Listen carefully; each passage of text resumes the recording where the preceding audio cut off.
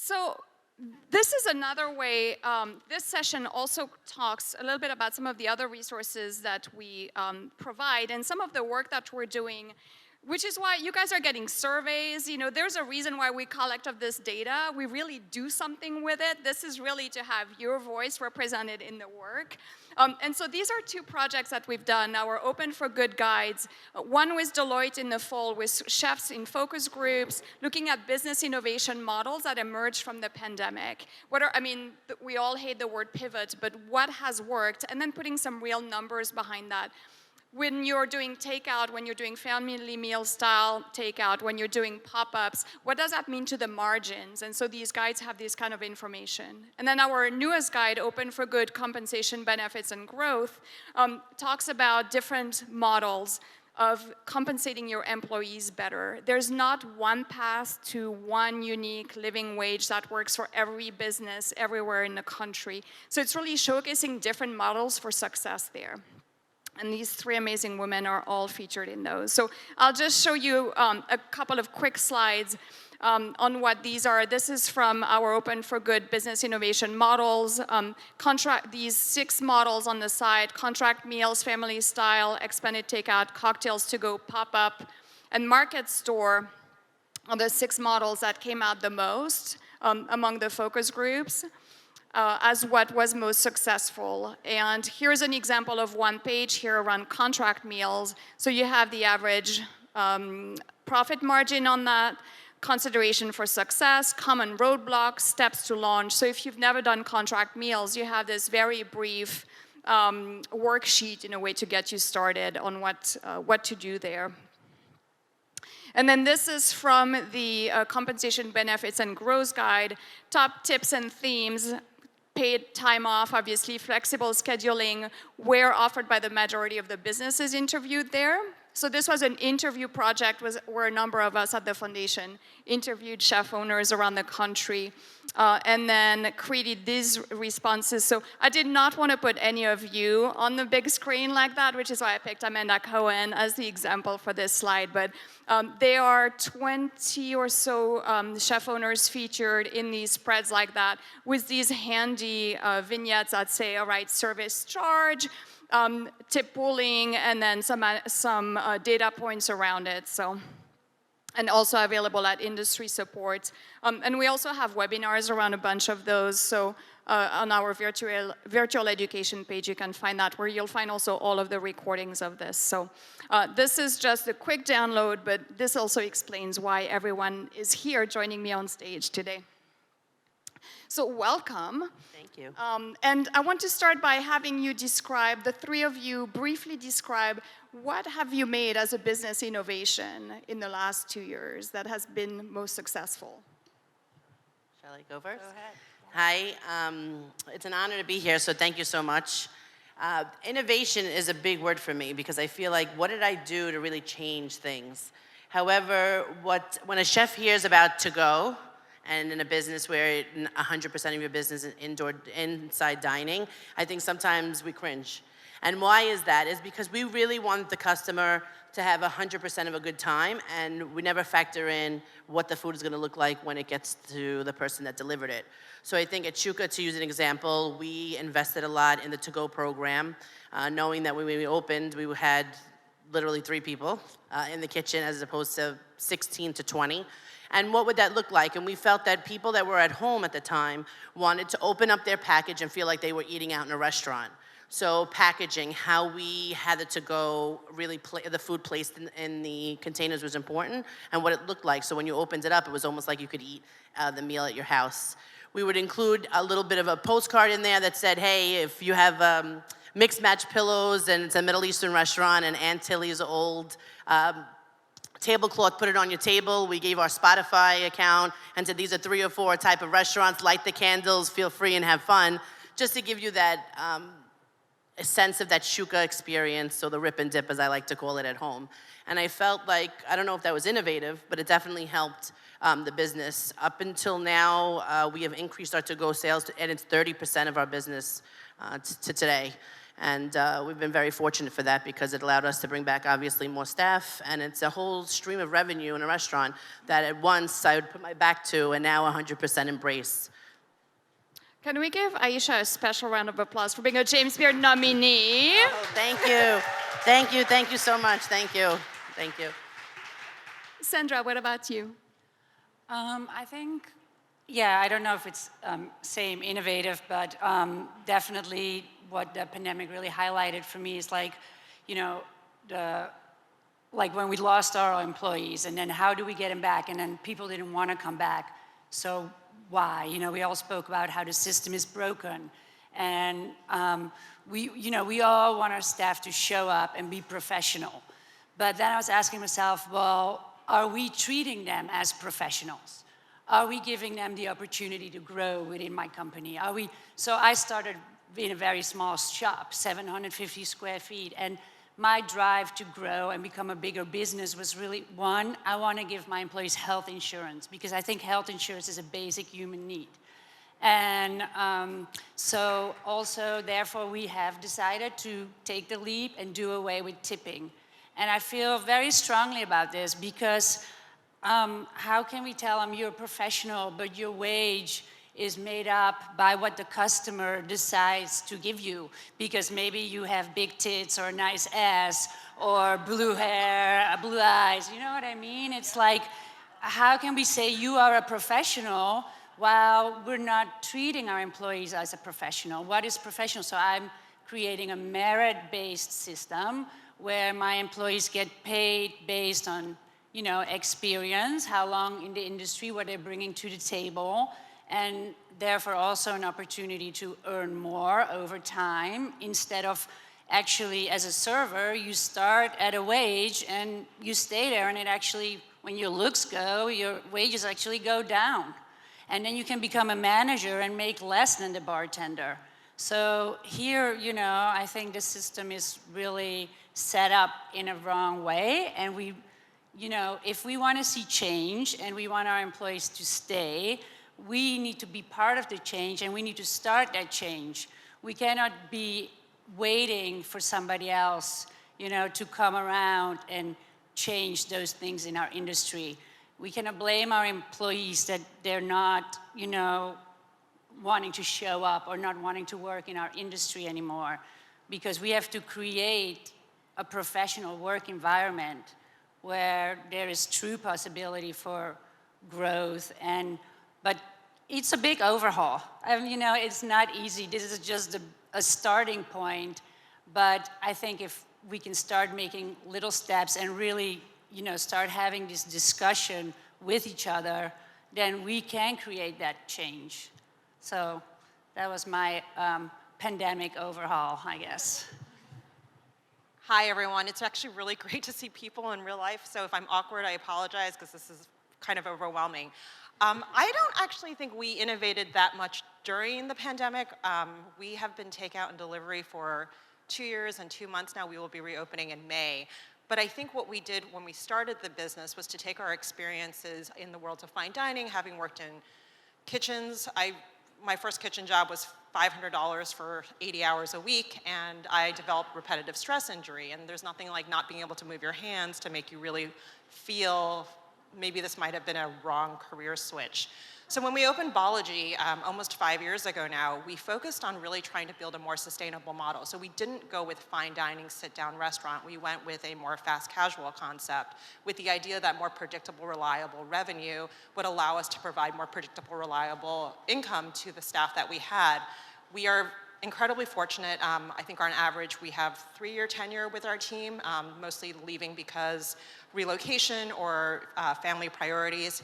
And we tried to offer them the respect that we know they deserve because we've been there in the trenches as well. So, you know, this probably gets a little bit off topic, but we're seeing a lot of efforts for unionization, and specifically in Philadelphia. And one of the things that I'd say my job is now is not necessarily to make your order as much, but I spend probably 90% of my day trying to see and anticipate what could I do for my team to make them feel safe, to make them feel valued, to give them future opportunities. So while we are a little shop in Philadelphia, we've been doing all these things behind the scenes to deal with the overall food system, and that includes building businesses that allow for other opportunities. You don't have to be, prepping in order to be in food. Food is an incredibly large industry that we can all be a part of, and we just need to find additional opportunities to continue to nurture the talent that we see. So we find benefits. We have 4 weeks of paid vacation off that are scheduled, an additional 1 week of selective PTO. All holidays are off and paid. If you come in and work over 40 hours, it's time and a half. We just put in healthcare, which is 0 deductible, 0 co-insurance, no tier. But it took like 6 months to do it because the insurance brokers are like, you don't want this. You want to do like a $15,000 deductible because it'll be cheaper for you. And for anyone who's looked at this, it's like not even giving you, it's like, oh, I'm giving you insurance, but I'm really not. I'm just making myself feel really good. So I think as owners and people who have worked in this industry, many of us who are operators as well, like, exercise your empathy and sympathy muscles. We know how hard it is. Do we really want to be representative of the previous generation, which was just like, well, it was hard for us, I want to make it just as hard for you. And I think women are honestly the change that we have that capacity more than the other folks. So perhaps we can use that superpower that we have, and going with Lily's Avengers theme, like, let's go. So phase 1, phase 2, phase 3, let's see what we're up to next.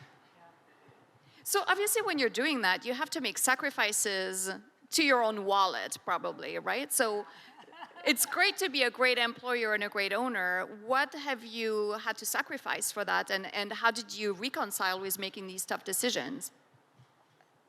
I think you have to look at your business as a long-term plan, and I think the unfortunate thing for what we have learned in this industry is, especially if you've gotten and you're fortunate enough to be in the owner position, you're not planning for a 10-year plan. You're just signing a 3 to 5 year lease, and you're just hoping you'll be able to cover the rent for that.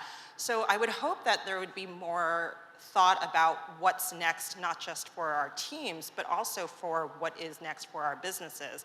And I think we're all in restaurants mostly, but the food system is very large. One of the things that we've been working on is taking the noodles that we make in the shop, moving them into like food service distribution. And one of the people that I worked with said, everyone wants to be a cookbook chef. And I said, I want to be a money-making chef, because then that means you can pass it on to other people. So we need to be more open to other opportunities that are out there so that we can keep money flowing as operators, but also as owners who pass those earnings on to grow and future talent. Ayesha and Sandra, what about you? What sacrifice have you had to make, or any, to do better by your staff? I think saying what Judy was saying is like, as a chef, an owner, you wear a million hats a day. And now coming up with the other hat of like trying to be an innovator or look at your business and say, how can I do things? And again, with the to-go business, a lot of people were asking, oh, your dips, can we put them in these small cafes and stuff? And I was like, oh, I don't know about the shelf life. Now I'm like, yes, let's try it. Let's do it. Any kind of source of revenue that we can bring to the business is really important, because all of these things like healthcare, paid time off, and some other things that I'm sure that we'll talk about shortly, of how we're trying to keep staff and keep them happy. And everyone knows since the pandemic, are we still in it? I have no idea. But, it's time for yourself, and people want time off. And so how do we do these? How do we sacrifice? What we've tried to do is really look at the P&Ls. Do we need a florist? If we have 2 or 3 restaurants, can you go back to your distributor and say, hey, I get these napkins from you. What's the group pricing can you look at? I know a lot of times right now with prices of produce and chicken and other things that are going up, we need to look at the fine lines of our P&Ls and how could we sacrifice there instead of just not initially front-loading the cost to the customer. Because I think sometimes it's warranted, but a customer, like you said, doesn't understand that it costs $42, to put an entree and make a profit, to continue to give insurance and have the lights on and pay your rent. So that's one thing, I guess, that we have sacrificed. But in the sacrifice, I think it's important to find balance, because I found in the beginning of this, what I was sacrificing was myself. And as a leader, when you sacrifice yourself, what kind of leader are you? You're working 7 days a week, forget 80 hours or whatever it is. You're not eating, you're not sleeping, you're not doing of that. So when someone's asking you a question or you're trying to mentor someone, do you have the ability and the capacity to give them that type of advice, because you're just so stressed out? Very important point. Sandra, what about you?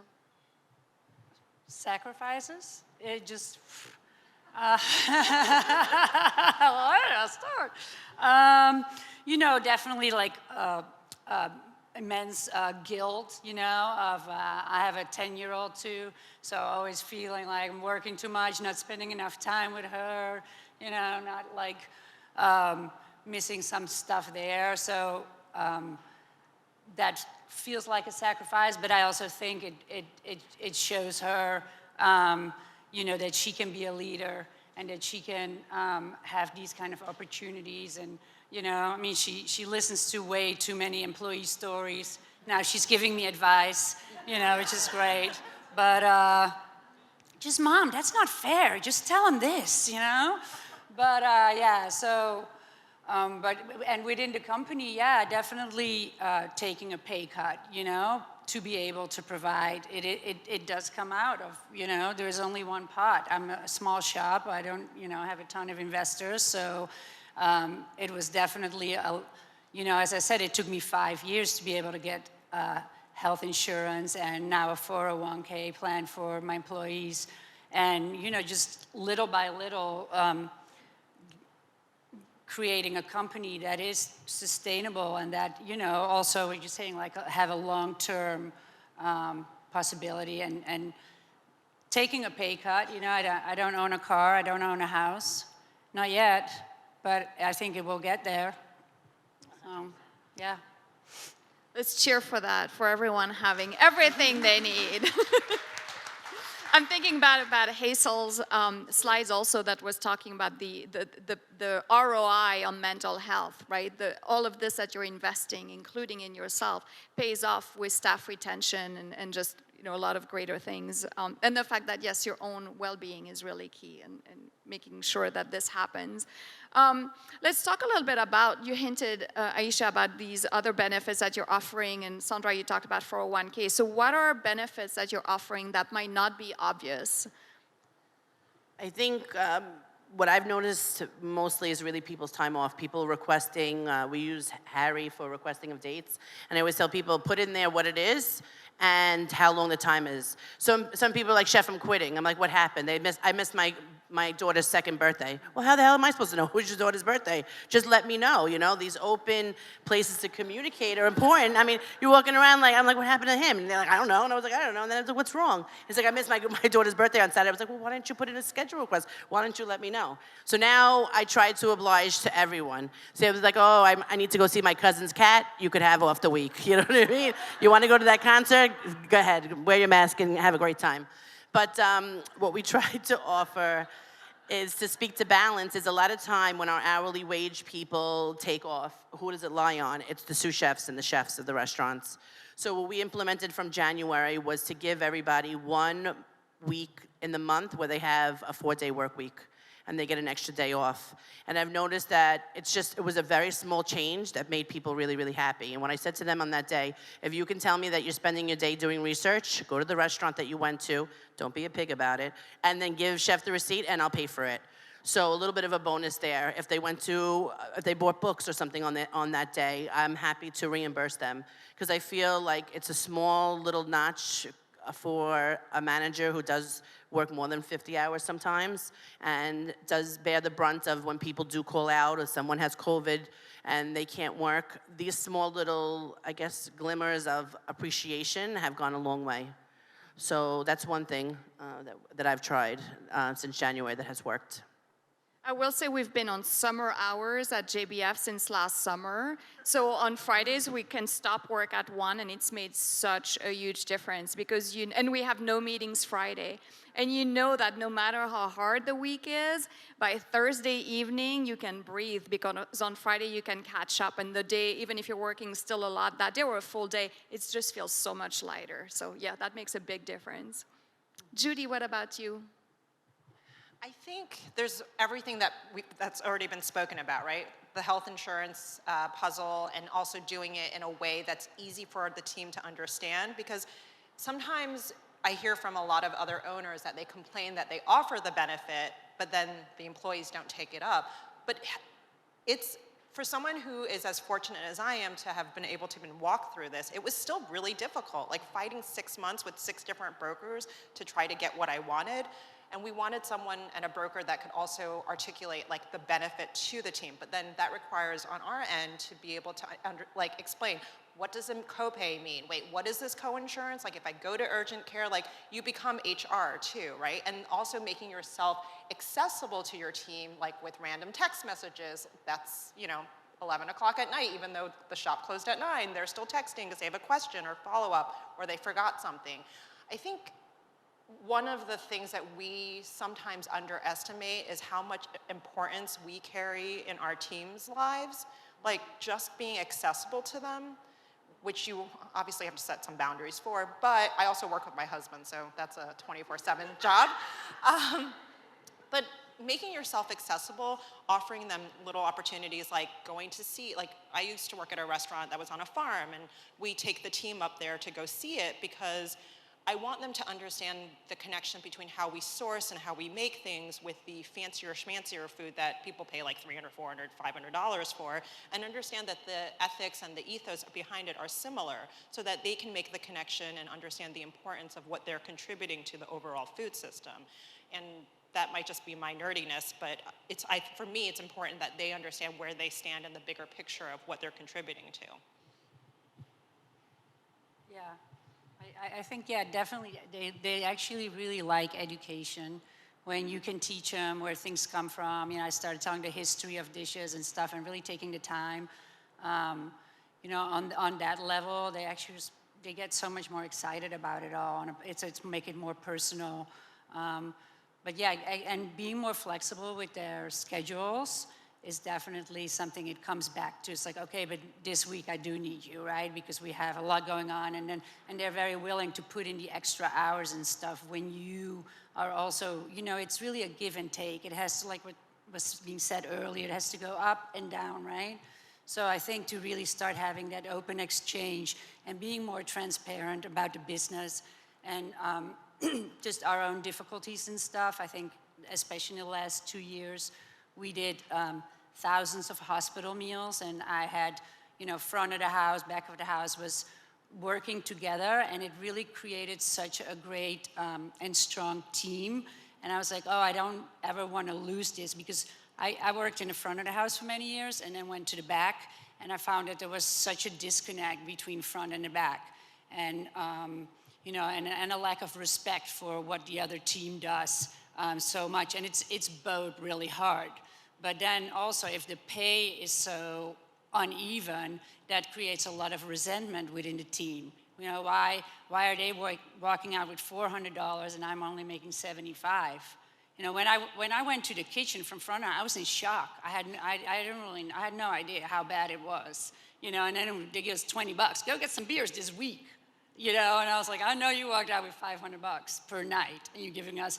So to create a real team, and you really want your people to work together and be able to achieve things together, which, when you're doing 1,000 meals from a tiny kitchen with 8, 10 people, you really have to be like, okay, teamwork, like the real teamwork. So, but then to keep that going, it's like, how are we going to take away these discrepancies and have them respect each other? And because I had front of the house chopping stuff, and back of the house packing and this and deal, like then they really.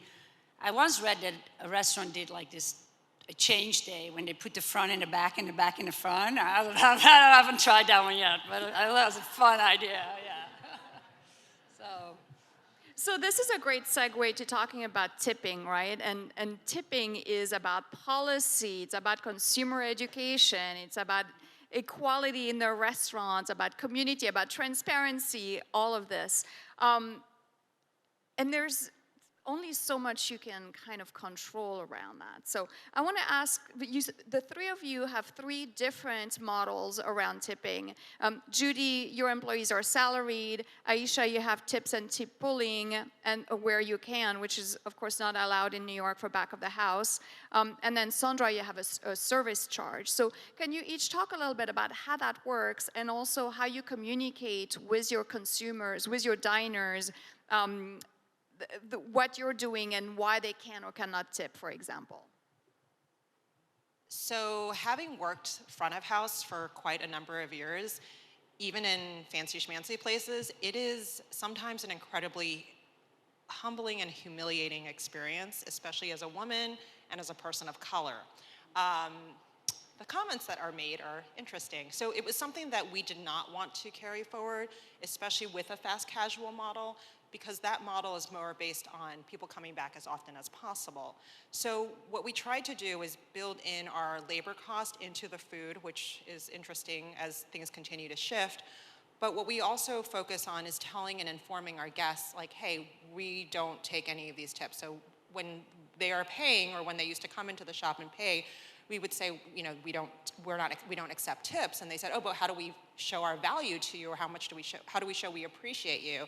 And I've said it a few times, and now the whole team kind of, I think, has it kind of seared into their minds, that the best thing you can do for any business, large, small, is to come back, to use your word of mouth, to express your pleasure with the product that you're getting, and to come back. If you have a catering order, you just have a little party, order a tray of food from us. That predictability and that reliability allows us to pass that on through wages and benefits to the team. So it's something that has now, even though we don't have like the biggest Instagram following, I'm not great at TikTok and all of these things, but we've built a really devoted base of customers who, even during the pandemic when they were working from home and lived an hour away, would drive in weekly to pick up a week's worth of food from us. So maybe they ordered twice a week and got $30 worth of food from us, but they would come in every week or two and get $200 to $300 from us. And that's the only reason we are still open now, because we're probably the only takeout to-go shop in most of America at this point. So building that relationship with your guests is an investment of time, but it also is an incredibly rewarding experience, and it helps you self-select for those guests who will come back and support you in your times of crisis, which is, I guess, 2.5 years now. So yeah, we implemented the service charge to kind of still be able to show, you know, this is like the food costs, and you know, most people tip, right? It's because we're a sit-down place. So most people are already used to tipping, but then there is still, it's kind of this thing, it's like they're still in control, right? Like the customer. So it is educating, first, of course, your employees when you hire them, when they're new. We make it very clear, right, in the interview process, like we don't do tips. I mean, we then actually, our customers were like, well, you charge 20, but I want to leave more. I still want to leave a tip. So at first we said, no, not at all. Then I was like, okay, if they really want to, that's fine. And it still gets pooled.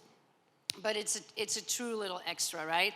But at least all my employees make an hourly wage. So, you know, they start at 18, and then it goes up to 25 and 26, whatnot. And then, of course, there's managers. But it doesn't matter if they work a Tuesday or a busy Saturday. They know what they're making. So we try to give them a set amount of hours as well, so they now know, can I pay my rent with this job, right? Like exactly like what people say, like why do my cooks have 2 jobs? Why do they all, you know, this is not a living wage. So, and as the company grows, we can, you know, then also give bonuses. When we have a really good month, you know, everybody will get a bonus, stuff like that. So it's a system we've been, you know, working at, and we're still chipping away to perfect it. And I would actually love Cornell to maybe get on board and, you know, get a more universal system that we can all tap into. But it's been like trial and error and adjusting along the way, adjusting as the company is growing. But yeah, the employees have to buy in, and then they have to educate the customer. Like for 2 years we've been like, or you know, like when they give it's on every check, it's on the website, there's a blurb, and all our employees are really educated how to talk about it. You know, like service charges included, so people don't feel like they get cheated or that we're trying to get them to double tip or, you know, things like that. So it's a lot of education.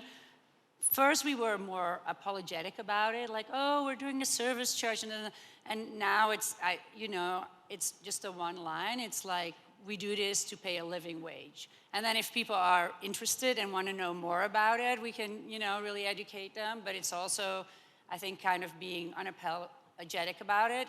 If you want to eat at my restaurant, this is what we do. I don't care if you like it or not. This is how I want to run my business, And it's not up to the customers to decide how I run my business. That's up to me. And my employees have to be happy with that. And if they're happy, if the employees are happy, the customers are happy, because then they treat the customers right. And then, we have a very loyal clientele too that's very supportive, actually. I found there is very little pushback. You always have a few, but it's the same thing if you are like a perfect, delicious peach. Some people just don't like peach. How can I say? Ayesha, what about you? You can skip me on this one. New York, you're limited. We don't have the service charge. We did have, I think it was 10 months, a COVID service charge. We were able to tack on up to 10%. We never did the 10%. I think we did about 6%. And what we did was recoup the funds and bought groceries for our employees. So whatever it was at the end of the 10 months, we had whatever the money was, we matched that money, and then we gave them a box that was like during Thanksgiving. And it had like eggs and some shelf-stable, like beans and rice and stuff like that. But as far as tipping is concerned, we have a pooled house and an unpooled house. I think that when you're in one or the other, as a front-of-the-house employee, you want to jump out of that pool into the next, because you are always searching for the next best thing. But for the 20 years that I've been in business, and the fact that the back of the house doesn't get part of that, it's kind of sad. Shukette is an open concept restaurant. It's got 32 bar seats and a few booths in there. And on a daily basis, someone comes up to me at the pass and like hands me a 20. And at first I was like, woo, right? And I was like, wow, what's this for? And they were like, well, the back of the house doesn't get tipped, and we would like to tip. And at first I was saying no. And it was so, I guess, eye-opening for me, because people don't realize, the kitchen's completely open. So they're looking at them creating these meals and during a push and cooking for 300 people and how difficult it is. And it was very much appreciated. We have a little jar that we don't never tell people, but a lot of people do come up and they like give a 20, and at the end of the week we buy beers for the guys or do something fun like pizza. But it's a law that needs to change, something that we've been talking about within our community board and stuff like that. But New York is a tough place to make change sometimes. It is indeed. All right, we have some time for questions. Do you have all the way in the back? Yes. So during the pandemic, my restaurant actually did provide all my staff with 100% paid insurance. But at the same time, prior to the pandemic, we did a 3% surcharge. When you guys enacted the COVID surcharge, were you guys also taxed on that? I don't remember. I want to say no. Because when we did the 3% for our state, they were trying to tax us on the 3%, saying that it was a profit base, but technically for us, no. But when it came to COVID, they were announcing as a state of Nevada that it was a profit. I'm almost positive, and if somebody's in a New York-based restaurant that could correct me, because I could be wrong, but I believe it was not. When we read the documents, the COVID surcharge was supposed to help pay for all of the funds with the masks, the sanitizing, and those bills that we had never incurred before. And I do not believe that we were taxed on that. Really quickly, one thing to consider, as we're all located in different jurisdictions and states, that all laws are different. That's why your voice is important to go lobby your city council person, your state representative, your congressperson. We're in DC, so it couldn't be more appropriate. But we have an effective voice. I think JBF is such an effective organization that can help you utilize your voice. Don't be scared of using it and understand the power behind it. You might sound awkward. You'll get over it. You'll be nervous. You'll tap your feet and wiggle your toes like I do. But use it. You have so much power that you have no idea you are capable of, and it could do so much good for this industry if we collectively came together. Yeah, from a policy advocacy perspective, you are the constituents and you also have the constituents in your establishment. So politicians want and need to listen to you because you are not just one voice. You're the thousands of voices who are in your restaurant every single week. And so use that power hugely. You know, march in on your representatives' offices, your mayor, your council people. You have that power. And I'm seeing Christy Vega's face here, who has done that a lot in LA. So talk to her about how to do it.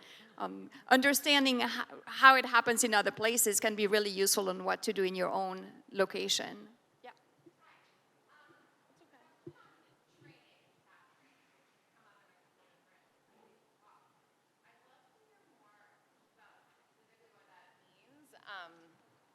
I have a bakery and I'm thinking about my kitchen staff and what training would look like back there. And do I, once they finish the training, do I pay them more? Do I move them around? It doesn't even have to be food related. Can I be training them in wellness and stretching? I don't know. Just, I don't know, thoughts, experience. Sure. I'll go first if you guys don't mind. One thing I think is important as an owner is your presence and that mentorship. And what I've found in the training, I mean, looking at the numbers that Dr. had just for us right before we came on was astounding because people do want to learn, and they want to learn from you.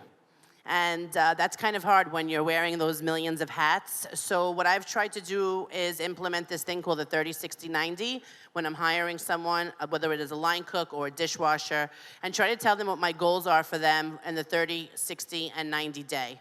Now, obviously, if it's a sous chef or something like that, or whatever position it is in your bakery or your business, that would obviously change. But in that 30, 60, 90, I try to implement at least one day where it's me and that person, and that I'm training them on the specific job that they want to do. Now, sometimes that puts me in the dish pit, which sounds like fun, but it's not. But I also think it's that investment in that person, and that you can see that. You know, a lot of times, and I noticed this in my own business, I would put a cook to train another cook. How do I know that that cook is training him properly and that cook is not saying, oh, she's only here one hour a day, or like just get through service and everything's going to be okay? Like going back to like the day off, how did I know? And I found it very helpful to sometimes we have to slow down to speed up. And that's something that I've learned during the pandemic is like to take that moment and breathe. And in that breath, you could really make really good decisions. And one of those is this 30, 60, 90. It holds me accountable and also them accountable because I think it shows the path of my expectation of them. And this way, if I do have to terminate someone, unfortunately, we could clearly say, like, this is what your job scope was and where we need you to be. You know, and it holds me accountable because I'm telling them that, A, I'm going to spend that day with them, but in those other 29 to 30 days of the month, that they are getting the other training from my sous chefs, from a fellow worker, or putting them on the right path. So for me, that's the type of training that I'm trying to implement. It has been extremely difficult.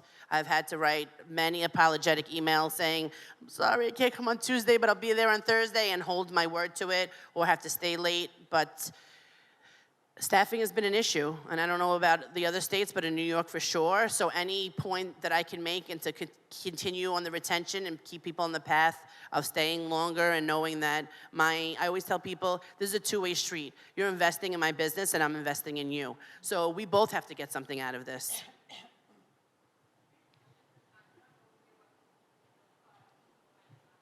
I'll project. I admire your transition into, moving away from the tipping policy. Mm-hmm. I'm curious to know those team members that stayed with you before the policy, how they reacted, and how did you, transition that as well? So the employees that were there before? Yes. What was that experience like? So, well, also we did a lot of calculation, and in the end, really was looking at, okay, how much tips is everybody collecting, and then we're looking at the data and seeing like, well, what does that bring back to what they make hourly? So, and it ends up that you can pay them the same, because you do 20% and it actually, and then obviously, if there's like, in the summer, some younger students, stuff like that, they obviously get paid less. But if I get a professional server that has 10 years of experience and they come and they know how to sell and upsell and do whatever needs to be done, they're already worth, more. So they come in at a higher hourly wage. And with the people we had, it was really like, look, just let me do it and show you you're not really gonna make less. You're pretty much making the same money. Also, now when I interview now, servers, they come in, try to explain the system, and it's hard for people to get their head around. And then I ask them, well, how much do you make an hour? How much do you make a month when you count, your wages and your tips? And you'd be surprised, but most of them, they don't know. They do not have an answer. Because it's also, we have a lot of young people that are coming in this industry, so it's also teaching them more financial literacy, right? It's like, they don't want, do you want the health insurance? No, I don't want it. Yeah, you do. You do want it, you know what I mean? It's like we have to teach them. It's a lot of young folks, and they don't know that that's what they want, but we kind of have to guide them. You do want that, or hey, if you put $1,000 away a year now when you're 20, you can really have some money in your bank account when you're my age, be smarter than me. You don't have to make the same mistakes. I tell this to my daughter too. Don't make the same mistakes I did. I already did those for you. You go and make new mistakes, but you don't have to make the same ones. So.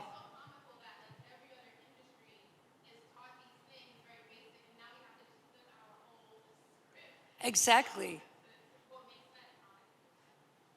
For me, I think this is the only way forward to create a more, a healthier work environment, more safe, and also where people can really have a future, where they can be like, oh, I love hospitality, that's why I started when I was 15, I'm still here.